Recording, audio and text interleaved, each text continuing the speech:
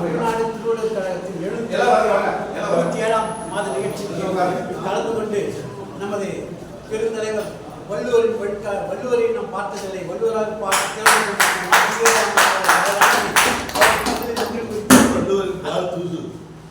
அதற்கடுத்து நம்முடைய உலகத் தமிழ் மாநாடு அன்று நடத்தினார் கலைஞர். இன்றும் என்றும் என்றும் நிலைத்திருக்க தமிழ்நாடு கழகத்தினை சிறப்பாக நடத்தி கொண்டிருக்க ஐயா மீண்டும் இந்த இயக்கத்தினை நலம்பெற வேண்டி வாழ்த்தி இவர்களுக்கு ஆண்டவனை பிரார்த்திக்கின்றேன். அதோடு வந்திருக்கின்ற கவிஞர்கள் தண்ணீர் தாசன், ஐயா நந்தன், ஐயா கருணாகரன், அவர் உணர்ச்சி உலகமெங்கும் ஒழிக்கக்கூடிய தமிழ் மொழியில் அழகாக பேசி வைத்து விட்டார் கருணாகரன் அவர்கள்.